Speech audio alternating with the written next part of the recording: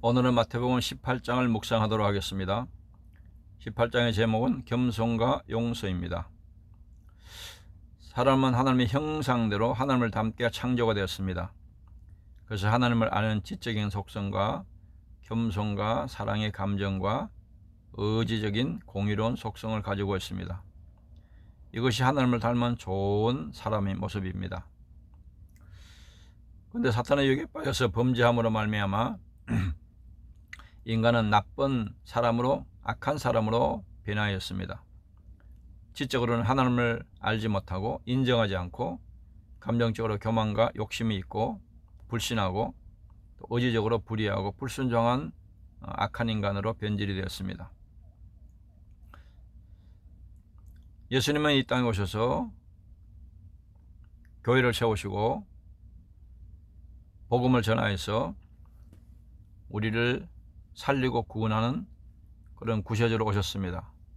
그래서 실적으로 예수님을 알고 예수님의 겸손과 사랑과 용서를 믿고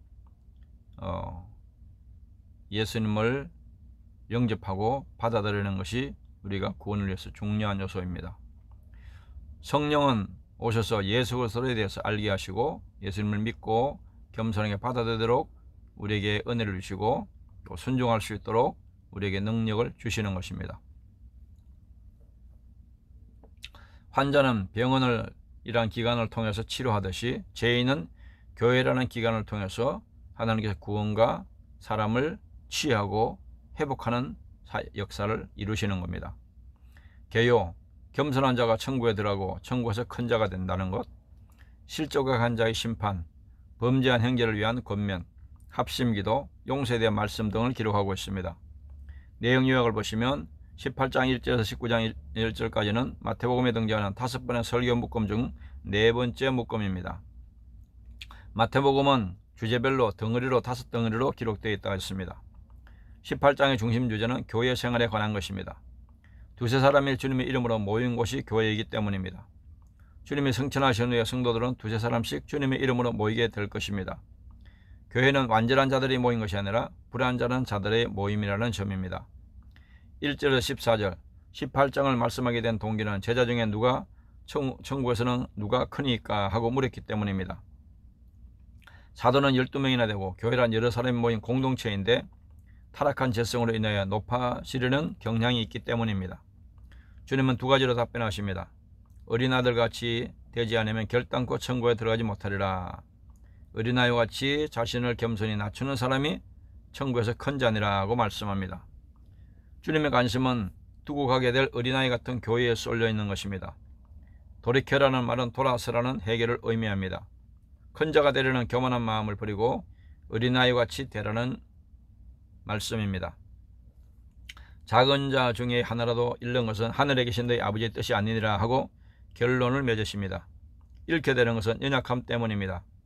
작은 자 하나에게 하나님 아버지와 그를 구속하신 주님과 천사들의 관심이 쏠려 있다는 것입니다. 교회는 작은 자 하나를 그렇게 귀하게 여기라는 부탁입니다. 15절에서 20절은 교회들이 직면해야 할 문제들에 대한 교훈입니다. 사탄은 그들을 실족시키려 하나 교회는 어떻게 대처해야 하는가? 한마디로 어둠에 있습니다. 15, 16절은 권징에 대한 말씀입니다. 범죄한 형제를 교회는 왜 건정해야 하는가? 목적은 교회의 거룩을 지킴에 있고, 동기는 형제를 사랑하는 마음이 있고, 목표는 형제를 어둠에 있는 것입니다. 결론은 두세 사람이 내 이름으로 모인 것이 나도 그들 중에 있느니라 하십니다. 궁극적으로 교회의 영광스러움이 여기에 있는 것입니다. 21절에서 35절 용서에 대한 말씀입니다. 주님의 뜻은 무한을 가리키는 것입니다. 하나님께서 우리를 무한적으로 용서해 주시기 때문입니다. 최우선적으로 명심해야 할 말씀은 회개할 때가 온다는 사실입니다. 이는 최후 심판을 총결산에 비유해서 하신 말씀입니다. 적용과 나눔 1. 겸손은 구원의 과정이요 구원받은 자의 표가 되는 것입니다. 2. 우리는 어린아이가도 무시하지 말고 모든 사람을 존중하는 겸손한 신앙이 필요합니다. 3. 하나님은 1만 달란트의 빚과 같은 우리를 죄를 용서해 주셨으므로 그것을 믿는 사람들은 모든 사람을 조건 없이 용서해야 합니다. 용서는 곧 사랑입니다. 이웃 사랑을 실천하는 것입니다. 오늘 말씀은 여기까지 묵상하도록 하겠습니다. 감사합니다.